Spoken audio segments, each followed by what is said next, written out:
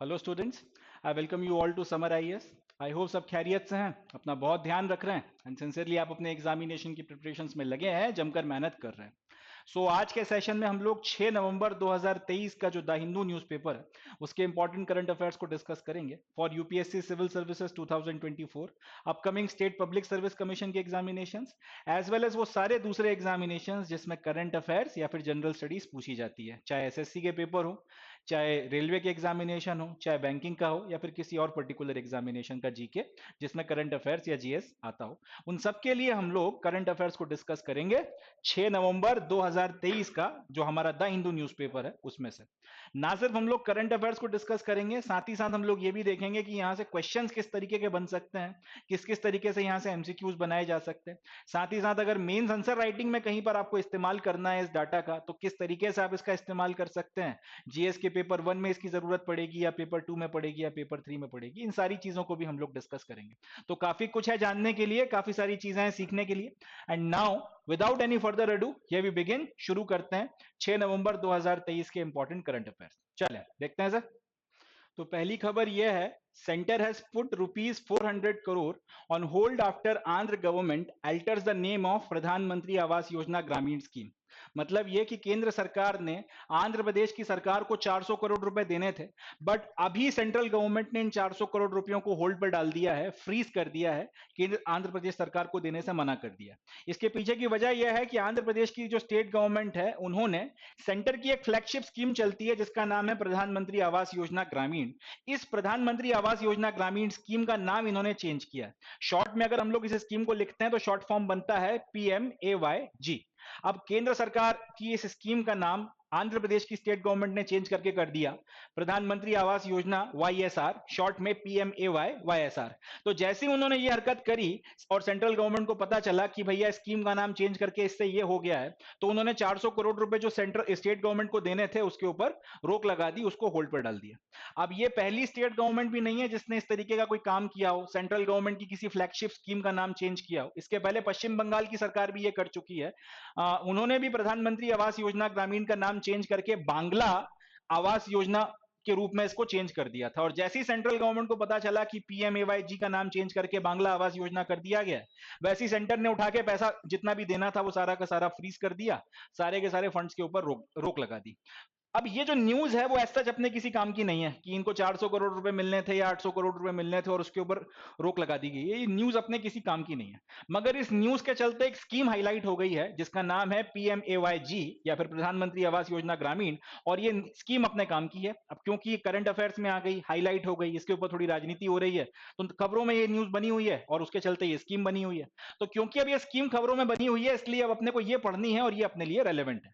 ये इतनी इंफॉर्मेशन मैंने आपको इसलिए दी ताकि आपको ये समझ में आ जाए कि मैं आपको प्रधानमंत्री आवास योजना ग्रामीण डिटेल में क्यों पढ़ा रहा हूं। उसके पीछे की वजह ये न्यूज है जिसके चलते ये पूरा का पूरा जो मसला है वो गर्मा गया है और ये जो आपकी स्कीम है वो खबरों में आ गई है। That's why it's an important current affairs. तो इसको हम लोग डिस्कस करेंगे।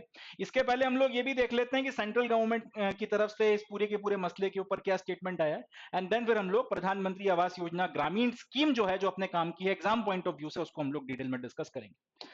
तो सेंट्रल गवर्नमेंट की तरफ से यूनियन रूरल डेवलपमेंट मिनिस्ट्री जो इस पूरी स्कीम की सर्वे सर्वा है, वही लोग इसको देखते हैं इस स्कीम के इंप्लीमेंटेशन को।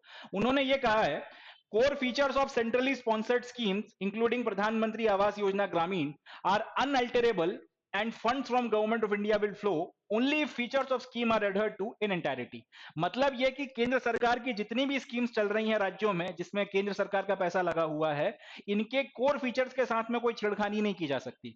मतलब सेंट्रल गवर्नमेंट ने जो स्कीम लागू करी है स्टेट्स में, और सेंट्रल गवर्नमेंट सेंटर अपनी तरफ से स्टेट्स को पैसा देता है वो स्कीम वहां पे इंप्लीमेंट कराने के लिए, उन स्कीम्स के साथ में किसी तरीके की छेड़खानी नहीं की जा सकती। कोर फीचर्स उसके जो भी हैं, कोर फीचर्स में उसका नाम आ जाता है, उसकी कैरेक्टरिस्टिक्स आ जाती हैं, उसकी एक टारगेट आ जाता है। उसमें अगर किसी भी तरीके की छेड़खानी होती है तो फिर सेंट्रल गवर्नमेंट की तरफ से जो पैसा आपको उस स्कीम के लिए मिलना था वो पैसा आपको नहीं मिलेगा। ये स्टेटमेंट दिया गया है यूनियन रूरल डेवलपमेंट मिनिस्ट्री की तरफ से। एक थोड़ा सा कोर फीचर्स पे बात कर लेते हैं। जैसे इस पर्टिकुलर स्कीम का नाम जो है वो कोर फीचर हो गया। अब इस स्कीम के तहत में आप लोगों को घर बना के दे रहे हो, ये इसका कोर फीचर हो गया। पता चला आपने लोगों को घर बनाकर देने की जगह आपने सब्सिडी बांटना शुरू कर दी इसका जो भी फंड आया उसके पैसे में से, तो ये भी कोर फीचर का वायलेशन है।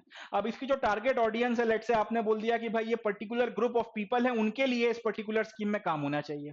आपने पता चला कि उनके लिए काम किया या ना किया, आपने किसी और ग्रुप ऑफ पीपल के लिए काम करना शुरू कर दिया उस पैसे का इस्तेमाल कर कर जो इस पर्टिकुलर स्कीम के तहत में एक दूसरी टारगेट ऑडियंस को लेकर आपको दिया गया था, तो फिर ये भी कोर फीचर का वायलेशन है। तो पॉइंट ये है, सेंट्रल गवर्नमेंट का कहना यह है कि भाई आपने हमारी स्कीम के कोर फीचर्स का वायलेशन किया जिसके लिए हम आपको पैसा दे रहे हैं, और ये चीज हमें एक्सेप्टेबल नहीं है। इसलिए जब तक फिर से आप वापस धर्रे पर नहीं आओगे, वापस आप अपनी जो भी आपने गड़बड़ियां करी उनको ठीक नहीं करोगे, तब तक आपको भारत सरकार की तरफ से, गवर्नमेंट ऑफ इंडिया की तरफ से किसी भी तरीके का पैसा नहीं मिलेगा। पैसा चाहिए तो स्कीम की जितनी भी शर्तें हैं उसके साथ में इंटेरिटी में स्टिक करना पड़ेगा, उसको जस का तस मानना पड़ेगा, इसके अलावा आपके पास में कोई और ऑप्शन नहीं है। तो ये तो खैर रूरल डेवलपमेंट मिनिस्ट्री की तरफ से स्टेटमेंट आ गया। अब ये जो पूरी 2 स्लाइडों में मैंने आपको बैकग्राउंड इंफॉर्मेशन दी है वो अपने लिए कुछ खास रिलेवेंस नहीं रखती। अपने लिए जो चीज रिलेवेंस रखती है वो है प्रधानमंत्री आवास योजना ग्रामीण की कैरेक्टरिस्टिक्स, ये स्कीम क्या है, क्या इसके फीचर्स हैं, क्या इसकी कैरेक्टरिस्टिक्स हैं, वगैरह वगैरह। अब इन सारी चीजों को अपन लोग डिटेल में डिस्कस करेंगे। तो इसको अब देखते हैं, प्रधानमंत्री आवास योजना ग्रामीण क्या है, अब इसके बारे में बात करते हैं। तो अब बात करते हैं प्रधानमंत्री आवास योजना ग्रामीण के बारे में डिटेल में, एंड साथ ही साथ फिर ये भी देखेंगे कि इसमें से किस तरीके के क्वेश्चंस बन सकते हैं। सबसे पहले ये लॉन्च कब हुई थी और इसको लॉन्च किया क्यों गया था, इस पे बात कर लेते हैं। To achieve the objective of housing for all by 2022, the erstwhile rural housing scheme Indira Awas Yojana was restructured to Pradhan Mantri Awas Yojana Gramin, well and effective from 1st April 2016, and ministry involved is Ministry of Rural Development। यानी कि इस scheme को launch किया गया था 2016 में, 1 अप्रैल 2016 को जो अपना नया फाइनेंशियल ईयर शुरू हुआ था उसी के साथ में प्रधानमंत्री आवास योजना ग्रामीण चालू की गई थी। अब ये स्कीम लाई क्यों गई थी, इसके पीछे का जवाब है हाउसिंग फॉर ऑल का जो आपका ऑब्जेक्टिव है, आप जो सारे लोगों के लिए भारत में घर देना चाहते हो, जितने भी लोग भारत में रहते हैं, जो भी आपके भारत के नागरिक हैं, सबके पास सबके सर के ऊपर एक छत हो, सबके पास में एक घर हो, इस ऑब्जेक्टिव के साथ में इस स्कीम को लागू किया गया था, इस स्कीम को चालू किया गया था। हुआ ये कि इस पर्टिकुलर स्कीम को लागू करने के पहले केंद्र सरकार की एक और योजना चलती थी रूरल हाउसिंग को लेकर, यानी कि ग्रामीण क्षेत्रों में मकानों को बनवाने को लेकर केंद्र सरकार की एक स्कीम पहले से लागू थी जिसका नाम था इंदिरा आवास योजना। मगर इसमें कुछ खामियां थी या फिर वक्त के साथ में इसमें कुछ कैरेक्टरिस्टिक्स थे जो केंद्र सरकार को उस वक्त लगा कि जोड़ना चाहिए रूरल हाउसिंग की स्कीम्स को लेके, तो इसलिए उन्होंने इस पूरी की पूरी स्कीम को रिस्ट्रक्चर किया, इसमें काफी सारे बदलाव किए गए और उसके बाद में फिर यह टारगेट रखा गया कि 2022 तक भारत के सारे लोगों के सर के ऊपर एक छत होगी, भारत के सारे लोगों के पास में घर होगा। एंड इस ऑब्जेक्टिव के साथ में ये इंदिरा आवास योजना को रिस्ट्रक्चर किया गया, इसमें कई सारे नए फीचर्स एंड कैरेक्टरिस्टिक्स जोड़े गए और फिर इसको प्रधानमंत्री आवास योजना ग्रामीण के नाम से 1 अप्रैल 2016 से लागू कर दिया गया। अब ऑब्वियस सी बात है, क्योंकि ग्रामीण क्षेत्रों में इस स्कीम को लागू करवाना है, तो जो मिनिस्ट्री सेंट्रल गवर्नमेंट की तरफ से इसमें इन्वॉल्व होगी या फिर जो मिनिस्ट्री इसमें सबसे ज्यादा रेलेवेंस रखेगी या जो कंसर्न होगी वो होगी मिनिस्ट्री ऑफ रूरल डेवलपमेंट। तो मिनिस्ट्री ऑफ रूरल डेवलपमेंट के माथे जिम्मेदारी दी गई कि प्रधानमंत्री आवास योजना ग्रामीण की सारी जिम्मेदारी आपकी है और आपने जो है इस पूरी की पूरी स्कीम को इंप्लीमेंट कराना है। इस पूरी की पूरी स्कीम के सर्वे सर्वा आप हो। सेंट्रल की तरफ से कितना पैसा मिलेगा, किस स्टेट को कितना पैसा देना है, किस स्टेट में कितने मकान बनेंगे, किसको दिया जाएगा, किसको नहीं दिया जाएगा, बेनिफिशियरीज वगैरह को पहचानना वगैरह, ये सारी चीजें करने की जिम्मेदारी आपकी है। आप इस पूरी की पूरी चीज की जिम्मेदार हैं, आप इसको देखिएगा। तो इस थॉट प्रोसेस के साथ में ये स्कीम लॉन्च की गई थी। अब इसके एम्स के बारे में और थोड़ा डिटेल में बात कर लेते हैं। To provide a pucca house with basic amenities to all rural families who are homeless और लिविंग इन कच्चा और डिलापिडिएटेड हाउसेस। यानी कि पहला जो ऑब्जेक्टिव है इस पर्टिकुलर स्कीम का वो ये है कि ग्रामीण क्षेत्रों में ऐसे घर परिवार या फिर ग्रामीण क्षेत्रों में रहने वाले ऐसी परिवार जो या तो होमलेस हैं, जिनके पास में अपना खुद का मकान ही नहीं है, या फिर वो कच्चे मकानों में रह रहे हैं, या फिर इस तरीके के मकानों में रह रहे हैं जो जीर्ण शीर्ण हो चुके हैं, जिनकी स्थिति अभी बहुत ज्यादा ठीक नहीं है और कभी भी टूट सकते हैं, या फिर जिनमें रहने में अपने आप में खतरा है, कोई भरोसा नहीं है कब दीवार गिर जाए, कब छप्पर फट जाए, या इस तरीके की परिस्थितियों में ऐसे सारे लोगों के लिए हमको भाई एक पक्का मकान बनाकर देना है। जो भी ग्रामीण फैमिलीज हैं, जो भी ग्रामीण क्षेत्रों के सारे लोग हैं, इनके लिए काम करना है। इसके अलावा पॉवर्टी लाइन के नीचे जितने भी परिवार हैं जो ग्रामीण क्षेत्रों में रहते हैं, जो या तो खुद सक्षम नहीं है अपने लिए इस तरीके का एक पक्का मकान बनाने में, या फिर जिनके मकानों की या फिर वो लोग भी अगर कच्चे मकानों में रह रहे हैं, या फिर अगर उनके मकानों की स्थिति भी अभी ठीक नहीं है, जीर्ण शीर्ण हो गए हैं, तो ऐसे लोगों की भी मदद हमको पक्का मकान बनाकर करनी है, या फिर ऐसे लोगों के लिए भी हमको पक्का मकान बनाना है। अब सवाल उठेगा कि आप खुद पक्का मकान बनाकर दोगे या फिर क्या व्यवस्था आपने करनी है? तो इसका जवाब ये है कि हम इन सारे लोगों को ग्रांट देंगे, हम इन सारे लोगों की हेल्प करेंगे, पैसे की मदद करेंगे, इनको फुल ग्रांट मिलेगा। याद रखिएगा, इनको लोन नहीं दे रहा है, इनको ग्रांट दिया जाएगा, पैसा मिलेगा कि भैया आप जो है इस पर्टिकुलर पैसे की मदद से अपना मकान बनाओ, केंद्र सरकार की तरफ से ग्रांट आपको दिया जा रहा है। तो इस तरीके से जो है फिर इनको मकान वगैरह देकर या फिर इनको पैसा वगैरह या ग्रांट देकर मदद की जाएगी मकान बनाने के लिए। अब बेनिफिशियरी स्पेसिफिकली कौन कौन से रहेंगे या किन लोगों को स्पेसिफिकली टारगेट किया जाएगा, उस पर थोड़ा बात कर लेते हैं। People belonging to SCs, STs, freed bonded laborers and non-SC, ST categories, widows or next of kin of defense personnel skilled in action, ex-servicemen and retired members of the paramilitary forces, disabled persons and minorities. तो ये सारे लोग जो हैं ग्रामीण क्षेत्रों में जिनको आपको टारगेट करना है। इसके अलावा स्पेसिफिकली अगर कैटेगराइजेशन किया जाए बेनिफिशरीज का, तो क्या ST, ST के जितने भी लोग हैं जो इसमें बिलोंग करते हैं और ग्रामीण क्षेत्रों में रह रहे हैं और जिनके पास में पक्का मकान नहीं है, अच्छी वेल टू डू स्थिति में नहीं है, उनकी मदद की जाएगी। इसके अलावा अगर किसी को बंधुआ मजदूर बना के रखा गया था कहीं पर और उसको फिर आजाद कराया गया है, किसी व्यक्ति को अगर बंधुआ मजदूर बना के रखा गया था, यानी कि अगर उससे मजबूरी में जबरदस्ती काम कराया जा रहा था उसकी इच्छा के विरुद्ध और उसको उसके लिए पैसा भी नहीं दिया जा रहा था, या फिर अगर पैसा दिया जा रहा था तो जितना दिया जाना चाहिए उससे बहुत कम दिया जा रहा था, इस तरीके के किसी व्यक्ति को अगर फ्री करवाया गया है बॉन्डेड लेबर से, और तो उसकी भी मदद की जाएगी। इसके अलावा नॉन ST, ST की जो कैटेगरीज वगैरह हैं जिनकी स्थिति ठीक नहीं है, बिलो पॉवर्टी लाइन है, वेल टू डू नहीं है, अपनी तरफ से जो है वो खुद अगर अपना मकान बनाने में सक्षम नहीं है, तो उनकी भी मदद की जाएगी। इसके अलावा अगर कोई फौजी था, कोई फौजी भाई था हमारा एंड उनकी अगर डेथ हो गई है तो उनकी जो विधवा पत्नी है उनकी मदद की जाएगी। एंड अगर उनकी वाइफ नहीं है तो नेक्स्ट ऑफ द किन जो भी था, उनके ऊपर जो भी व्यक्ति आश्रित था उनके बाद में, उनकी मदद भी जो है की जाएगी। इसके अलावा अगर कोई एक्स सर्विसमैन वगैरह हैं, यानी कि फौज से रिटायर्ड लोग हैं, या फिर पैरामिलिट्री से रिटायर्ड अगर कोई व्यक्ति है, कोई अगर डिसेबल्ड व्यक्ति है, कोई किसी के हाथ पैरों में किसी तरीके की कोई समस्या है, या फिर अगर माइनॉरिटी से कोई बिलोंग करता है और वेल टू डू नहीं है, तो फिर इन सबकी भी जो मदद है इस पर्टिकुलर स्कीम के तहत में, आवास योजना के तहत में की जाएगी और इनको भी जो है पक्का मकान बनाकर दिया जाएगा।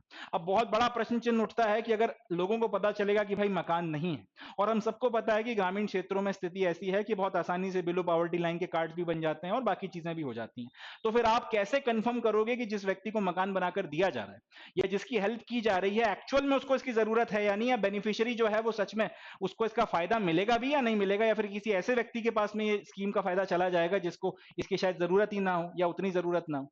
तो यहां पर सेंट्रल गवर्नमेंट ने एक फुल प्रूफ एक तरीका बनाया है जिसकी मदद से यह इंश्योर करवाया जाए कि जिसको भी मकान मिल रहा है भाई एक्चुअल में जो है उसको मकान की जरूरत थी। इसके लिए अब किया यह जाएगा कि 3 स्टेज का वैलिडेशन किया जाएगा, 3 बार इसका जो है वैलिडेशन किया जाएगा कि जिस व्यक्ति को मकान दिया जा रहा है वाकई में उसको उसकी जरूरत है या नहीं। सबसे पहले 2011 का जो सोशियो इकोनॉमिक कास्ट सेंसस हुआ था उसकी मदद से हम लोग उसके डाटा की मदद से चेक करेंगे। जैसे किसी व्यक्ति का नाम आया कि भाई इनको जो है प्रधानमंत्री आवास योजना ग्रामीण के तहत में मदद मिलनी चाहिए, तो सबसे पहले केंद्र सरकार क्या करेगी, उस व्यक्ति का डाटा तलाशेगी सोशियो इकोनॉमिक कास्ट सेंसस 2011, उसमें चेक करेंगे कि भैया इसकी स्थिति सच में ठीक है या नहीं है।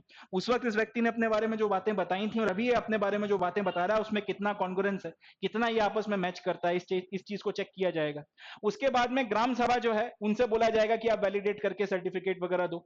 एंड तीसरा किया जाएगा इसके मकान की जियो टैगिंग वगैरह करवा के फिर ये इंश्योर करवाया जाएगा कि जो पैसा दिया जा रहा है वो मकान बनाने में खर्च हो, यह ना हो कि फिर कहीं गलत जगह इस्तेमाल हो जाए। तो ये 3 तरीकों से सोशियो इकोनॉमिक कास्ट सेंसस हो गया, ग्राम सभा का वैलिडेशन, और उसके बाद में जो भी कंस्ट्रक्शन होगा उसकी जियो टैगिंग होगी ताकि इंश्योर करवाया जा सके कि मकान एक्चुअल में बना है। ये ना हो कि मकान सिर्फ कागज पे बना रह जाए और धरातल पर कुछ हो ही ना, इस तरीके की चीज ना हो जाए। इसको इंश्योर कराने के लिए 3 वे वैलिडेशन भी जो है केंद्र सरकार के द्वारा किया जा रहा है। कॉस्ट शेयरिंग की बात आ जाती है कि अब ये जो पैसा दिया जाएगा कि केंद्र पूरा अपनी जेब से देगी या स्टेट भी कुछ पैसा लगाएंगे, तो थोड़ा उस पर भी बात करते हैं। कॉस्ट शेयरिंग के लिए यह है, the cost of unit assistance is shared between center and state governments in the ratio of 60-40 in plain areas and 90-10 for north eastern and hilly states। मतलब ये कि ये जो पर यूनिट यानी कि जो मकान, हर एक जो एक मकान बन रहा है, the cost of unit assistance यानी कि जो एक मकान बनाने की कॉस्ट पड़ेगी उसको सेंटर और स्टेट गवर्नमेंट के बीच में अगर मैदानी इलाकों का राज्य है, मध्य प्रदेश हो गया, राजस्थान हो गया, यूपी हो गया, बिहार हो गया, या झारखंड हो गया, छत्तीसगढ़ हो गया, इस तरीके के जो मैदानी राज्य हैं, जो आपके प्लेन्स में पड़ने वाला इलाका है, यहां पर अगर मकान बनेगा, एक मकान की जो भी कीमत आ रही है वो सेंटर और स्टेट गवर्नमेंट के बीच में 60-40 के रेशो में डिवाइड होगी।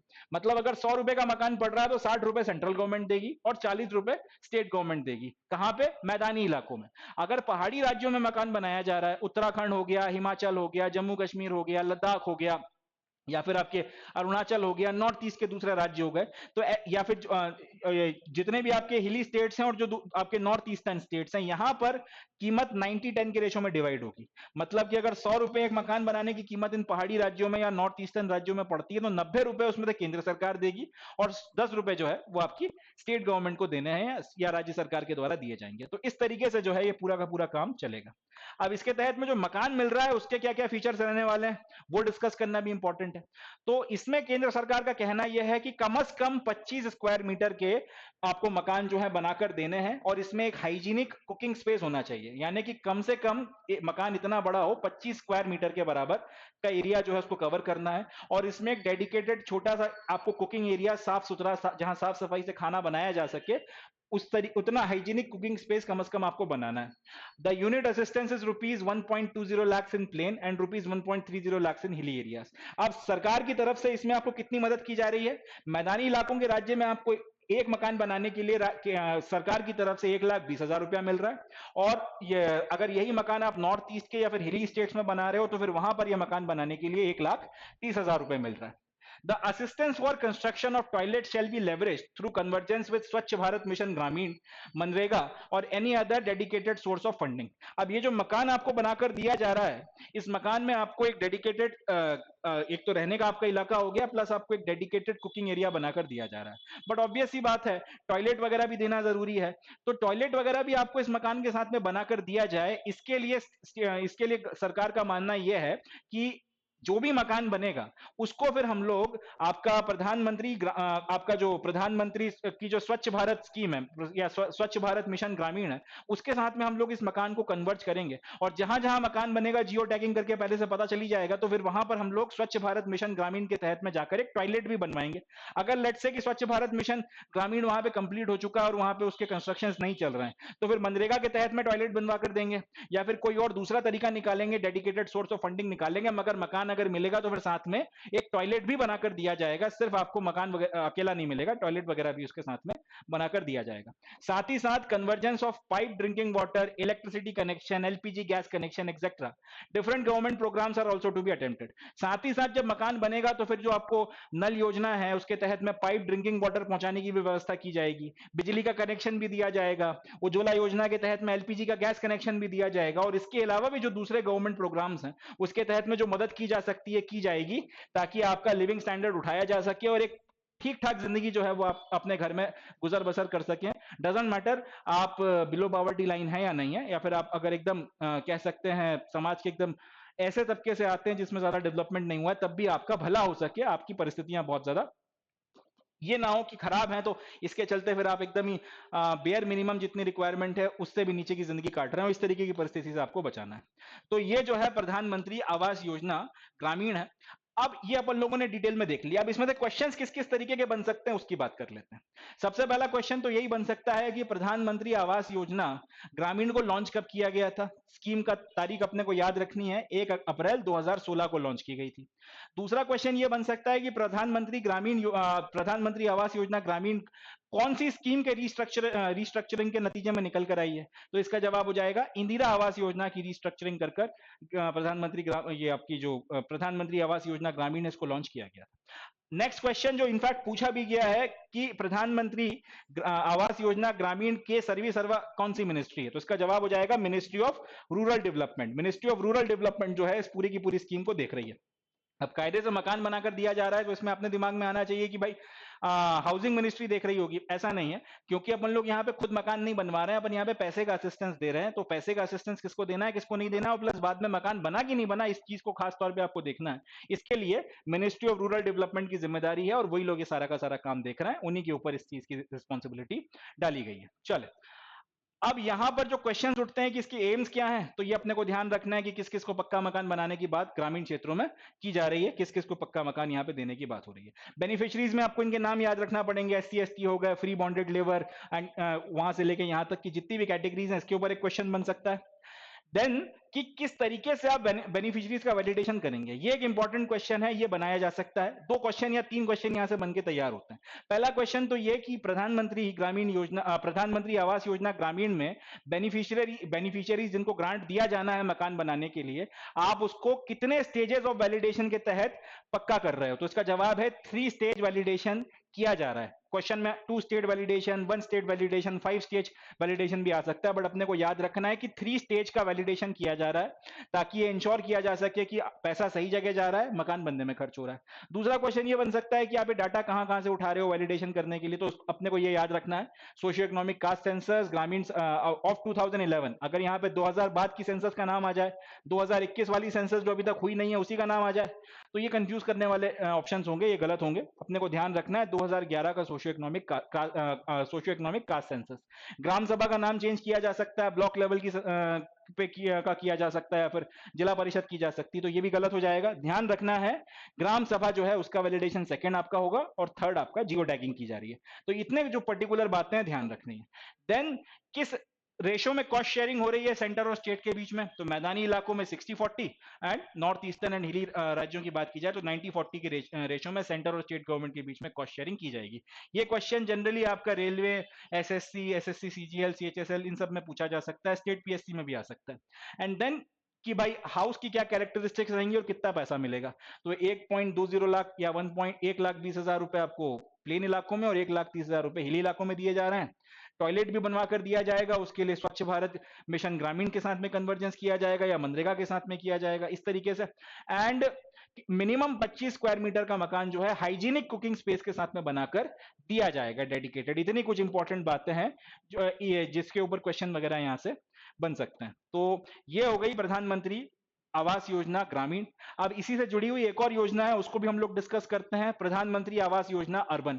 क्वेश्चन यहां से भी बन सकता है, तो अब इसको भी डिस्कस कर लेते हैं एंड उसके बाद में फिर नेक्स्ट करंट अफेयर की तरफ में बढ़ेंगे। चले देखते हैं सर। चले अब बात करते हैं प्रधानमंत्री आवास योजना अर्बन के बारे में।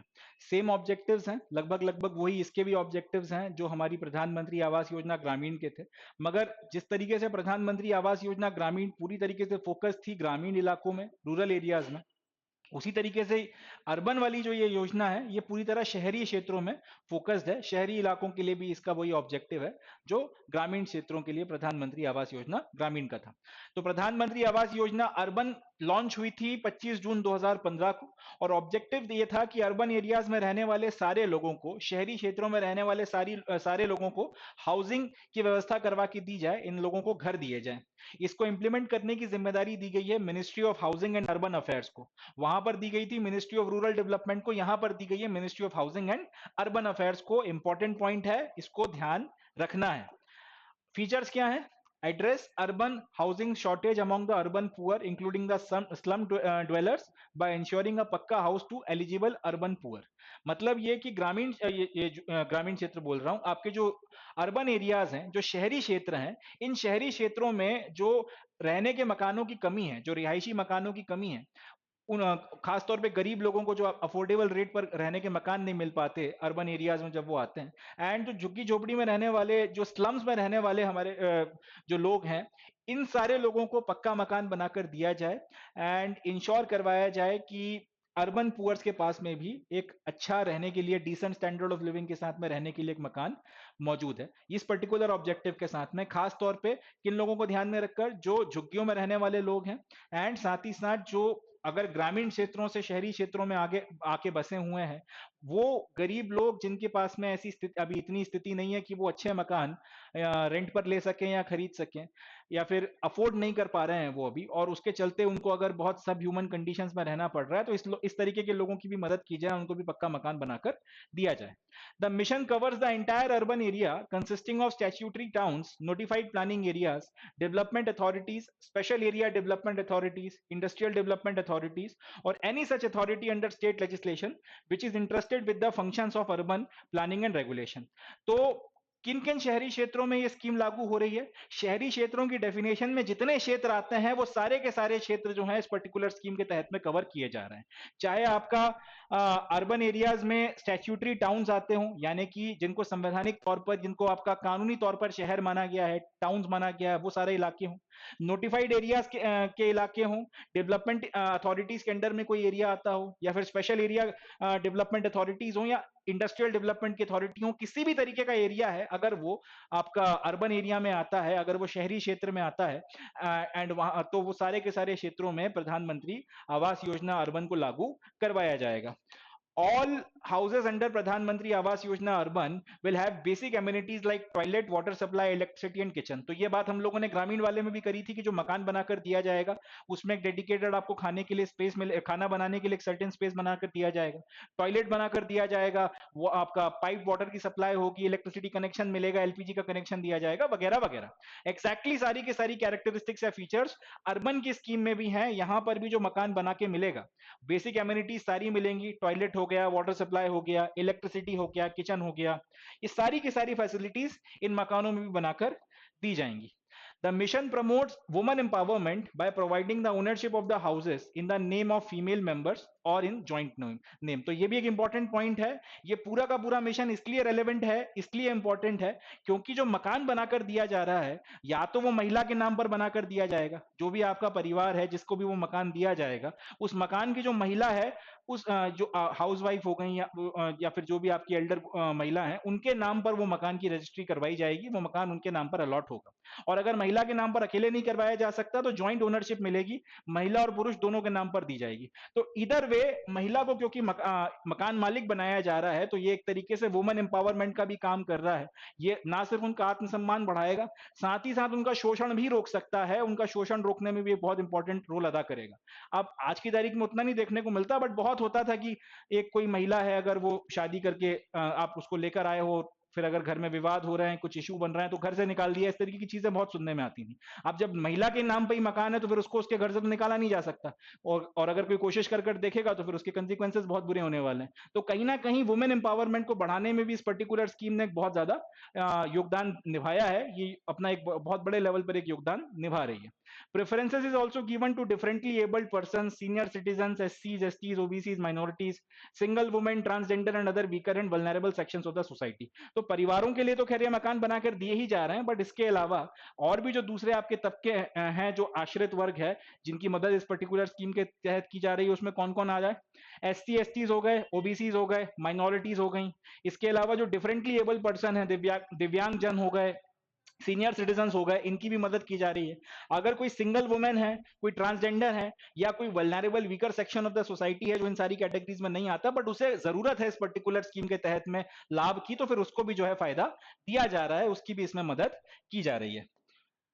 अब ये पूरा का पूरा जो स्कीम है, इसको 4 वर्टिकल्स में डिवाइड किया गया है, यानी कि आपको मकान जो दिया जाएगा उसको देने के लिए फिर 4 स्टेप क्लासिफिकेशन है। इसमें से किसी भी एक तरीके का इस्तेमाल कर कर आपके घर के ऊपर, आपके सर के ऊपर एक छत लाने की व्यवस्था सरकार के द्वारा की जा रही है।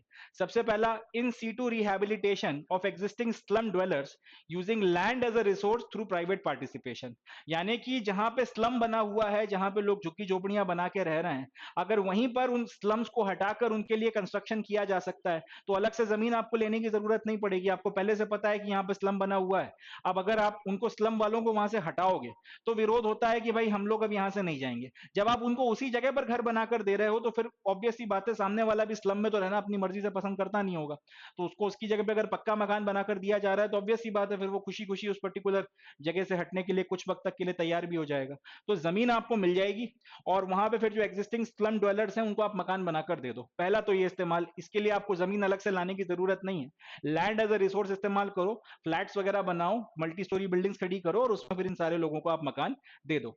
दूसरा, क्रेडिट लिंक्ड सब्सिडी, यानी कि आप इनको लोन वगैरह दो, और उससे बोलो कि भाई तुम अपना मकान खुद बनाओ, और साथ में हम थोड़ा सब्सिडाइजेशन वगैरह कर देते हैं, सब्सिडी वगैरह आपको उसमें मिल जाएगी, जिससे कि आपको ब्याज कम देना पड़ेगा या किस्त आपकी कम आएगी। जो भी उसकी व्यवस्था है वो क्रेडिट लिंक सब्सिडी के तहत में करवा के आप ऐसे मकान बनवा सकते हो।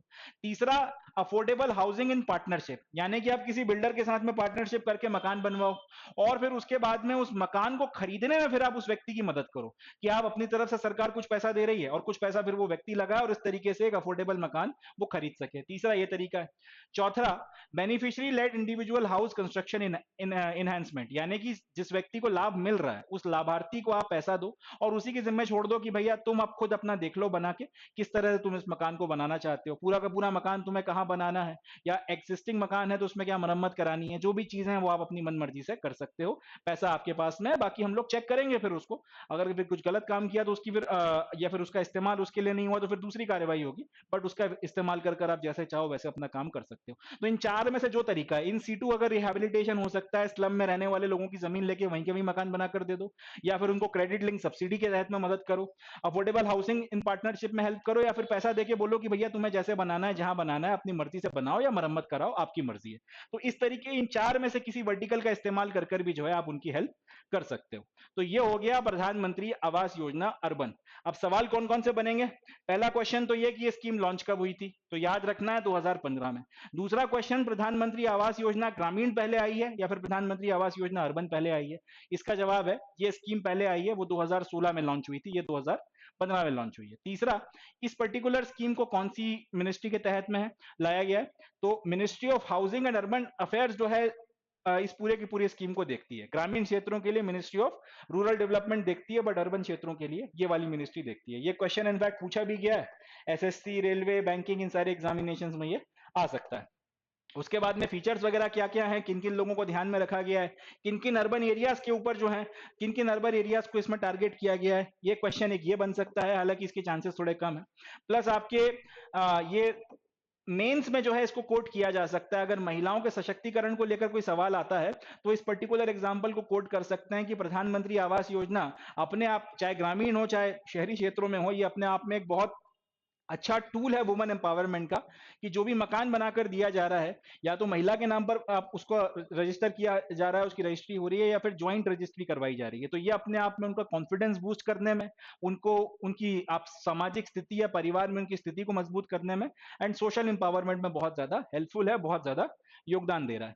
प्लस कितने तरीकों से प्रधानमंत्री आवास योजना अर्बन को जो है आप लागू करवा रहे हो, या कितने वर्टिकल्स की मदद से इस पूरी की पूरी स्कीम को इंप्लीमेंट करवाया जा रहा है, तो 4 वर्टिकल्स और किस किस तरीके से हो रहा है उसके बारे में भी अपन लोगों ने बातचीत कर ली।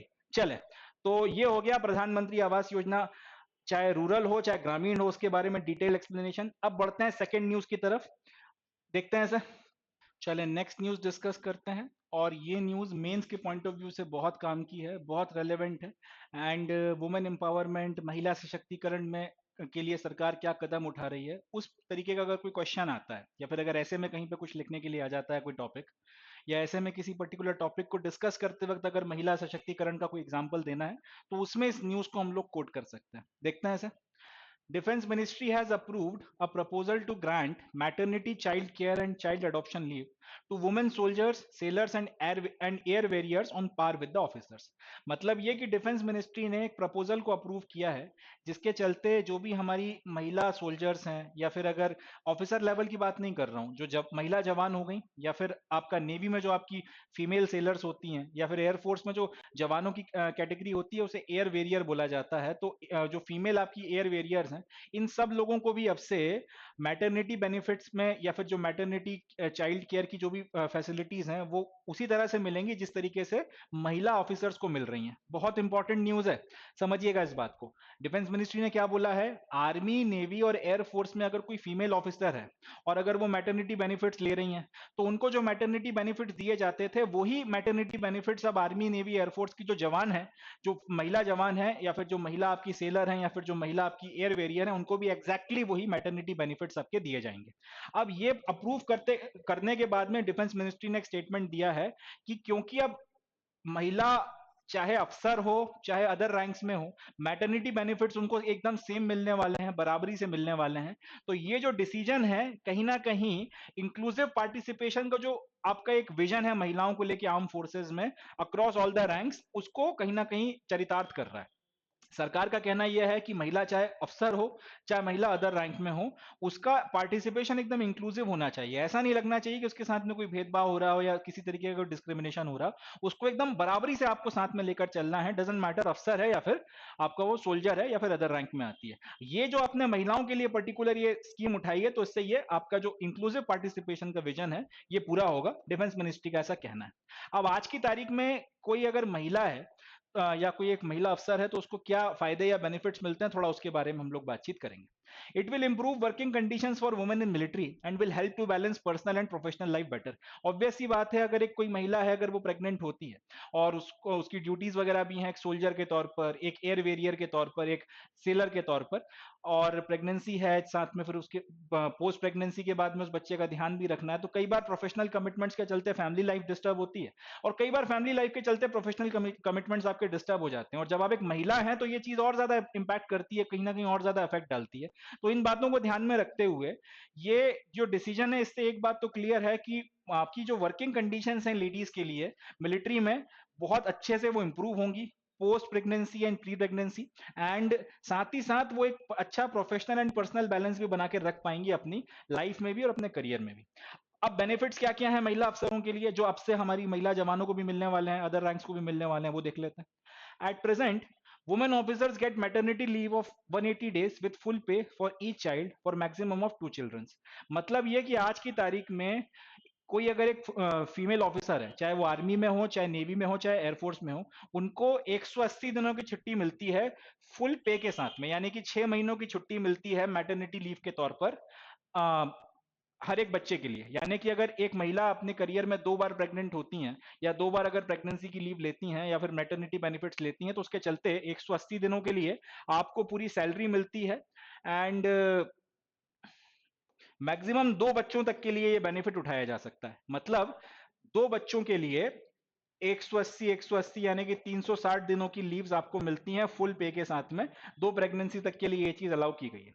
Child care leave of 360 days is granted in total service career of children less than 18 years of two women officers. इसके अलावा 360 दिनों की चाइल्ड केयर लीव भी मिलती है टोटल। अगर आपका बच्चा 18 साल से कम का है, तो उस ऐसी कंडीशन में 360 दिनों तक की आपको टोटल चाइल्ड केयर लीव भी मिलती है अपने पूरे के पूरे करियर में। तो समझिएगा, अगर एक महिला है, वो लेट से आर्मी में ऑफिसर बनती है, बाद में शादी होती है, प्रेगनेंसी आती है, तो पहली प्रेगनेंसी में 180 दिनों की मैटरनिटी लीव या फिर 6 महीनों की मैटरनिटी लीव मिलती है पूरी पेमेंट के साथ में, और उसके बाद में आप आके अपना ड्यूटी ज्वाइन कर सकती हैं। लेट से उसके बाद वो एक सेकंड चाइल्ड प्लान करती हैं, तो उसके केस में भी फिर 180 दिनों की उनको पूरी फुल पे के साथ में मैटरनिटी लीव मिलेगी। ये तो आपकी मैटरनिटी लीव्स की बात हो गई। इसके अलावा एक बच्चा जब छोटा होता है, तो उसको ध्यान देने की बहुत जरूरत होती है, आपको उसको फीड करना होता है, उसके साथ में मदर का होना बहुत जरूरी है। तो कई सारी चीजें होती हैं, इसकी चाइल्ड केयर जो है बहुत इंपॉर्टेंट पार्ट है। उसके लिए भी जो है सरकार 360 दिनों की टोटल छुट्टी देती है। आपके बच्चा अगर 18 साल से कम का है, अगर बच्चे की एज 18 साल से कम है, तो ऐसी कंडीशन में कभी 2 दिन की छुट्टी चाहिए, कभी 3 दिन की छुट्टी चाहिए, ऐसे कुल मिलाकर 360 दिन की मैक्सिमम आपको अपने पूरे करियर में चाइल्ड केयर लीव भी मिलती है। तो 2 बच्चों के लिए 360 दिनों की टोटल लीव मिल जाएगी, 180 दिनों की 2 बार, एंड 360 दिनों की टोटल मिलाकर चाइल्ड केयर लीव आप अपने पूरे करियर में, अगर आपका बच्चा 18 साल से छोटा है, तो ले सकते हो। इतनी फैसिलिटीज अभी तक फीमेल ऑफिसर्स को या महिला ऑफिसर महिला अधिकारियों को दी जा रही थी। अब ये सारी की सारी फैसिलिटीज आपकी अदर रैंक्स या जो जवानों के रैंक्स में है, उन महिलाओं को भी अब मिलेगी। Child adoption leave of 180 days is granted after to date of valid adoption for child below 1 year of age. अब अगर लेट से कि कोई निसंतान ऑफिसर है, किसी की कुछ मेडिकल कॉम्प्लिकेशंस या किसी वजह से अगर बच्चा नहीं हो रहा, और वो डिसाइड करते हैं कि उन्हें बच्चा अडॉप्ट करना है, तो ऐसी कंडीशन में अगर वो बच्चा 1 साल से छोटा है, और जिस दिन आपके अडॉप्शन के पेपर फाइनलाइज होते हैं, उस दिन के बाद से फिर आपको 180 दिनों की चाइल्ड अडॉप्शन लीव भी मिलती है। यानी कि 6 महीनों तक आपको फुल पे के साथ में उस बच्चे के साथ में भी रहने की और उसका ध्यान रखने के लिए पूरी की पूरी लीव दी जाती है। Extension of these rules to other ranks will go a long way for women in arm forces. तो अब अगर ये सारे के सारे रूल, यही सारी की सारी आपकी फायदे अब अगर अदर रैंक्स को मिलेंगे, तो उसके फायदा होगा।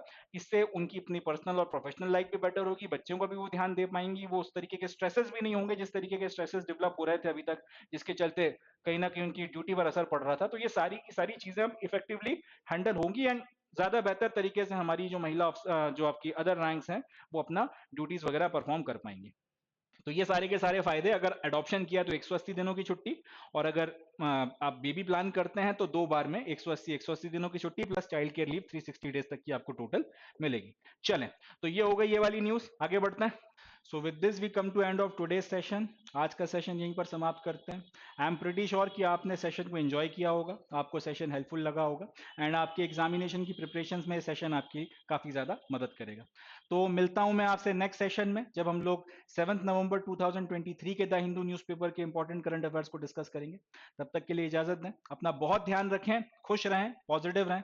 चैनल को सब्सक्राइब करें, अपने दूसरे दोस्तों को भी बताएं जो एग्जामिनेशन की प्रिपरेशन कर रहे हैं, एंड जितना हो सके इस वेंचर का फायदा उठाएं, एंड लगे रहें, मेहनत करते रहें, एंड हमेशा ध्यान रखें समर शेष है, the war is yet not over. Thank you, जय हिंद।